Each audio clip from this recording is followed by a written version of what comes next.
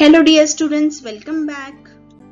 Student, we are starting new chapter number 3, current electricity from standard 9th and its part 1 for today. Now before starting to the chapter, just answer my one question. What will happen if electricity were not there? जर समजा electricity नसते तर काय झालेले असतं? आपले सगळे काम थांबले असते, बरोबर की नाही? कारण इलेक्ट्रिसिटी हा एक खूप महत्त्वाचा घटक बनून गेलेली आहे आपल्या जीवनामध्ये. आपल्याला सकाळी उठल्यापासून रात्री झोपेपर्यंत इलेक्ट्रिसिटीची गरज असते. आपले जेवढे पण इन्स्ट्रुमेंट्स आहे, जेवढे पण वस्तू आपल्या घरामध्ये आहे, त्या सगळ्या इलेक्ट्रिसिटीवरती चालणाऱ्या आहे. मोठ्या मोठ्या कंपनीमध्ये जर लाईट गेली तर काय करतात? ते इन्व्हर्टरचा वापर करतात, जनरेटर्सचा वापर करतात, हो की नाही? आता हे जे इलेक्ट्रिसिटी आहे ह्याच्यावरनी चालणारे जे इन्स्ट्रुमेंट्स आहे, अप्लायन्सेस आहे, जसं आपले रोटी मेकर आहे, व्हॅक्यूम क्लीनर्स आहे, ओव्हन आहे, मिक्सर आहे, वॉशिंग मशीन आहे, फॅन आहे, फ्रीज आहे, या सगळ्या गोष्टीचा वापर करून काय झालेला आहे? आपला टाइम वाचतो, आपला जी मनुष्यबळ आहे, एनर्जी आहे आपली, ती काय होते? कमी यूज होते, बरोबर की नाही? आपले काम सगळे सोपे झालेले आहे. आता फक्त ह्युमन बीइंग्सलाच इलेक्ट्रिसिटीची गरज असते असं आहे का? नाही. काही ॲनिमल्स आहे, जसं एक एक्झाम्पल आहे ईल फिशचं. ती काय करते? इलेक्ट्रिसिटीचा वापर करून आपला जो प्रे आहे म्हणजे शिकार जो आहे तो पकडण्याचं काम करते आणि स्वतःला दुसऱ्यांचा शिकार होण्यापासून वाचवते. म्हणजे ती स्वतःचं संरक्षण करण्यासाठी पण इलेक्ट्रिसिटीचा वापर करते. तसंच आता लाइटनिंग जी आहे म्हणजे विजा पडतात, ते सुद्धा एक नॅचरल फ्लो ऑफ इलेक्ट्रिसिटी आहे. एक्झाम्पल आहे तो कशाचा? नॅचरल फ्लो ऑफ इलेक्ट्रिसिटीचा एक्झाम्पल आहे. जेव्हा विजा पडतात ते पण सांगतं की इलेक्ट्रिसिटी कशा पद्धतीने पास होते. Now let's start. Potential and potential difference. To better understand this, let's take an example. For the generation of electricity, water is released from a dam at a higher level, and because of gravity, it falls to a lower level.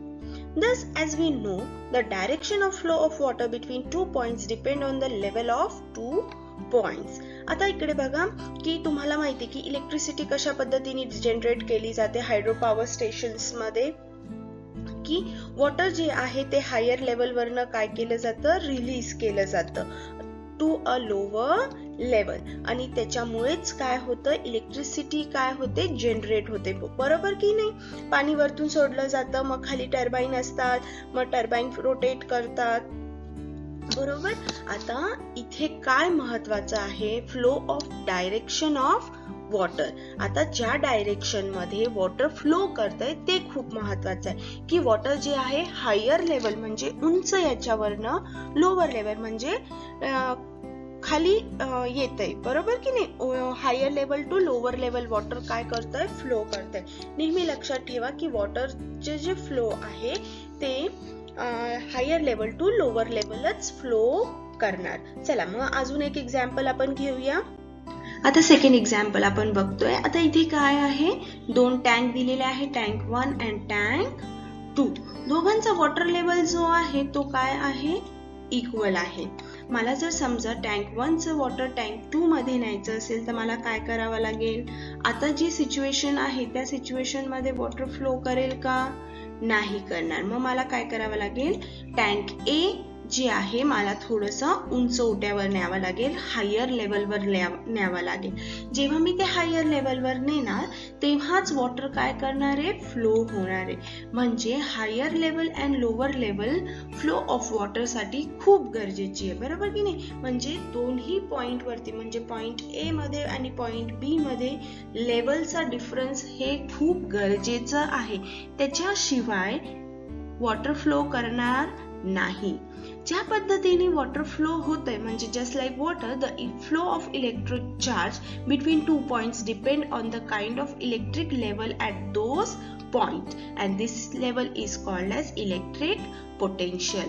आता ज्या पद्धतीने वॉटरचा flow important आहे की दोन्ही points मध्ये थोडासा difference असला पाहिजे, तसंच इलेक्ट्रिक चार्ज चा जो फ्लो आहे म्हणजे इलेक्ट्रॉन फ्लो जो आहे, इलेक्ट्रिक चार्ज जो आहे तो फ्लो करण्यासाठी आपल्याला दोन जे पॉइंट असतात त्यांच्या इलेक्ट्रिक लेवल मध्ये पण डिफरन्स आणायचं खूप गरजेचं आहे आणि ह्यालाच आपण काय म्हणतो, इलेक्ट्रिक potential.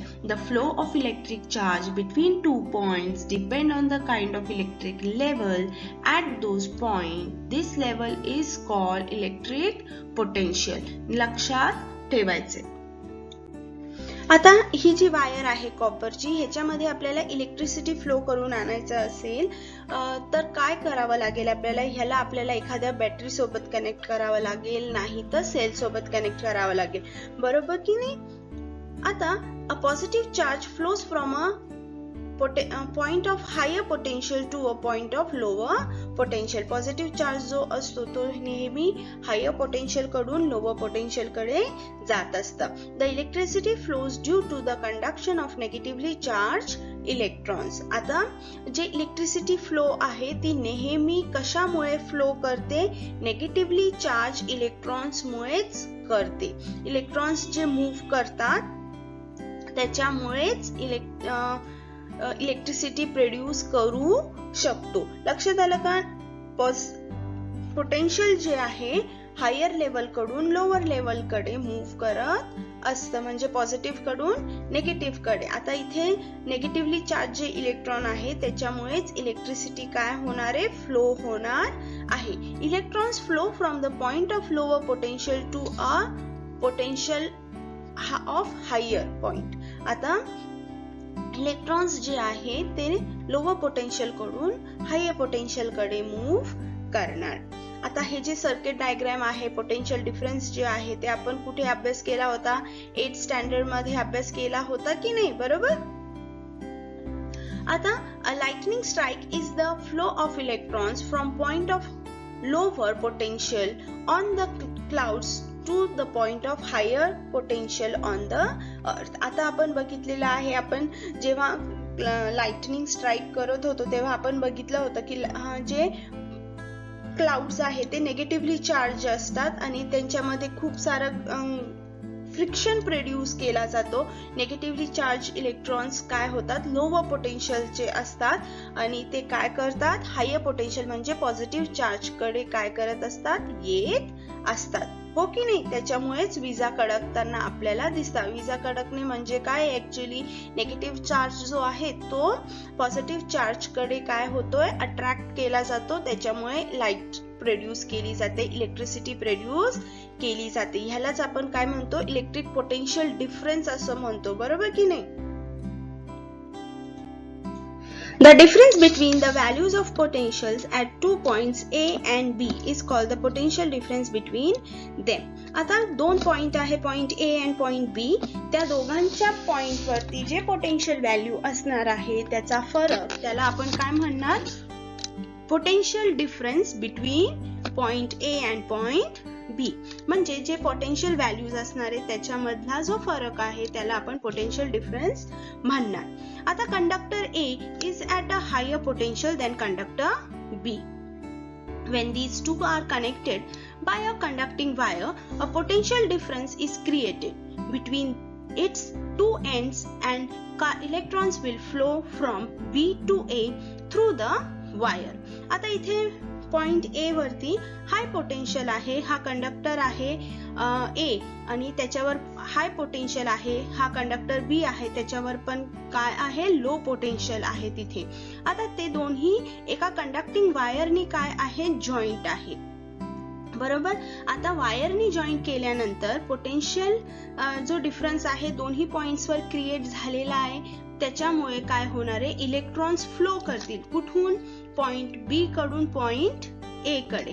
पॉइंट B का बरं, कारण पॉइंट B जो आहे तो नेगेटिव्हली चार्ज कंडक्टर आहे आणि पॉइंट A काय आहे, पॉझिटिव्हली चार्ज कंडक्टर आहे. आता ह्यांच्यामध्ये इलेक्ट्रॉन्सचा फ्लो कधीपर्यंत चालू राहणार आहे, जोपर्यंत दोघांचा पोटेन्शियल सेम होत नाही, म्हणजे 0 होत नाही, जो फरक आहे तो पूर्णपणे संपत नाही, तोपर्यंत इलेक्ट्रॉन्स काय करणार आहे, फ्लो करणार आहे. लक्षात आलं, तोपर्यंत इलेक्ट्रॉन फ्लो स्टॉप होणार नाही. आता work has to be done against the electric field to take a positive charge from point of lower potential to a point of higher potential. आता इथे काहीतरी काम केलं गेलं पाहिजे, म्हणजे जे पॉझिटिव्हली चार्ज कंडक्टर आहे त्याच्यामध्ये पॉझिटिव्हली चार्ज जो इलेक्ट्रिक फील्ड आहे त्याला कॅरी करण्यासाठी काहीतरी काम केलं गेलं पाहिजे, बरोबर की नाही. Potential difference of a cell आपल्याला बघायचं आहे. The difference in potential between the positive terminal and negative terminal of a cell is the potential difference of that cell. आता तुम्हाला माहिती आहे, कोणताही सेल आपण जर घेतला तर तिथे काय असतो, एक पॉझिटिव्हचा निशाण असतो आणि एक नेगेटिव्हचा असतो, बरोबर की नाही. मग पॉझिटिव्ह जिथे चिन्ह असतं, जे साइन असतं, तिथे आपण काय म्हणणार आहे, पॉझिटिव्ह टर्मिनल, आणि नेगेटिव्ह जे आहे ते काय म्हणणार आहे, नेगेटिव्ह टर्मिनल. आता ह्या दोघांमधला जो डिफरन्स असणार आहे त्याला आपण काय म्हणणार आहे, potential difference of that cell. लक्षात आलं. This potential difference is caused by the chemical reactions occurring inside the cell. आता हे जे potential difference create झालेलं आहे पॉझिटिव्ह टर्मिनल वर आणि नेगेटिव्ह टर्मिनल वरती, हे कशामुळे झालेलं आहे, केमिकल रिएक्शन्स मुळे पॉसिबल होतं. तुम्हाला माहिती की ड्राय सेल कशाने बनलेला आहे, आपण मागच्या वर्षी ड्राय सेल अभ्यास केला होता, इलेक्ट्रिक सर्किट अभ्यास केला होता. The potential difference sets the electron in motion and results in the flow of electricity through a conducting wire connected to the two ends of the cell. Potential difference create झाल्यामुळे काय होतं की electrons motion मध्ये येतात. Electrons motion मध्ये आले की ते काय होतात, इलेक्ट्रिसिटी फ्लो करायला मदत करतात. आणि इलेक्ट्रिसिटी कुठून फ्लो होणार आहे, जी कंडक्टिंग वायर आहे त्याच्यापासून, बरोबर की नाही. दोन्ही पॉइंट्सला जे जॉईंट करतात त्या कंडक्टिंग वायर मध्ये इलेक्ट्रिसिटी फ्लो करायला सुरुवात होते. The amount of work done to carry a unit positive charge from point A to point B is called the electric potential difference between the two points. आता जे work done आहे म्हणजे काहीतरी work done झालेलं आहे की नाही, कशासाठी, चार्ज कॅरी करण्यासाठी पॉइंट A पासून पॉइंट B पर्यंत, त्याला आपण काय म्हणणार आहे, electric potential difference between the two points. लक्षात आलं. The amount of work done to carry a unit positive charge from point A to point B is called the electric potential difference between the two points. म्हणजे आपण work done केलेला आहे, कशासाठी work done, काय काम केलेलं आहे आपण, की युनिट पॉझिटिव्ह चार्ज जो आहे तो कॅरी केला from A two point B.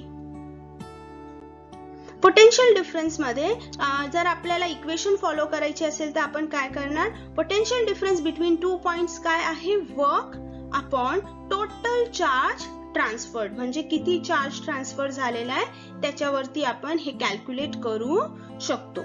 आता कसं लिहिणार आपण, V इक्वल्स टू, V म्हणजे व्होल्ट, वर्क, W म्हणजे वर्क आणि Q म्हणजे काय आहे, charge.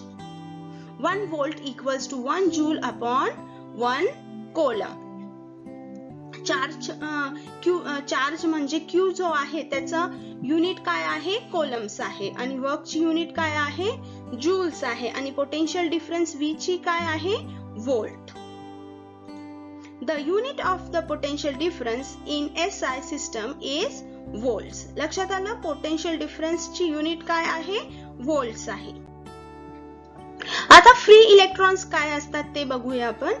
Every atom of a metallic conductor has one or more outermost electrons which are very weakly bounded to the nucleus. These are called free electrons. आता कोणतीही metallic conductor wire जर आपण घेतली तर त्याच्या आउटरमोस्ट ऑर्बिट मध्ये free electrons असतात जे वीकली बॉन्ड असतात न्यूक्लियस सोबत, त्याला आपण काय म्हणतो, free electrons.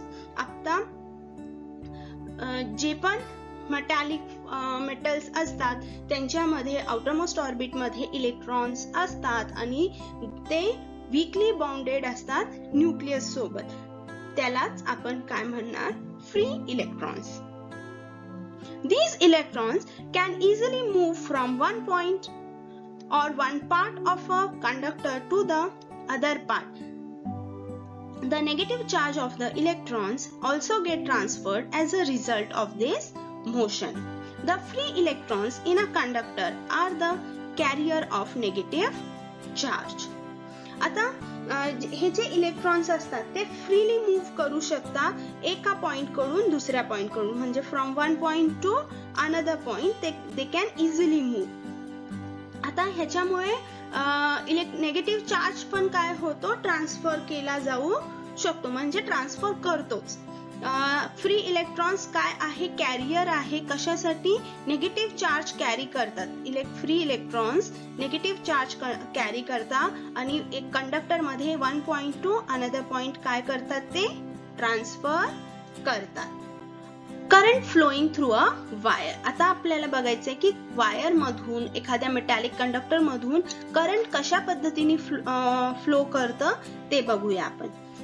If a conducting wire is not connected to a cell, its free electrons move randomly in all direction in the space between the atoms. आता जेव्हा कंडक्टर आहे, कंडक्टर एखाद्या कनेक्शन सेल सोबत अटॅच नाहीये, battery सोबत attach नाहीये, circuit complete नाहीये, तेव्हा ते इलेक्ट्रॉन्स काय करत असतात, रॅन्डमली मूव्ह करत असतात. कुठेही कोणत्याही दिशेला ते मूव्ह करू शकतात ऍटम्स मध्ये जो फ्री स्पेस असतो ना त्याच्याने. आता ह्याच्या फर्स्ट डायग्राम मध्ये तुम्ही बघितलं तर इलेक्ट्रॉन सोबत जे एरोज दिलेले आहेत हे काय सांगताय आपल्याला की ते कोणत्याही दिशेमध्ये मूव्ह करू शकतात.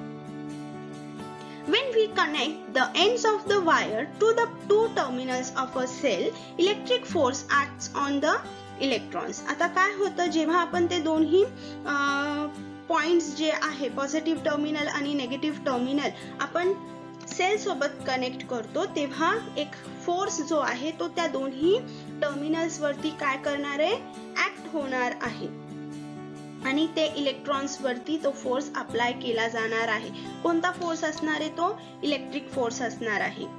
Being negatively charged, they starts moving from the negative lower potential to the positive higher potential terminal of the cell. आता इलेक्ट्रॉन्स जे आहे ते काय आहे, नेगेटिव्हली चार्ज आहे. मग नेगेटिव्हली चार्ज असल्यामुळे ते लोअर पोटेन्शियल मध्ये असणार आहे आणि ते काय करतील, मग नेगेटिव्ह साइड कडून ते कुठे जाणार आहे, पॉझिटिव्ह साइड कडे जाणार.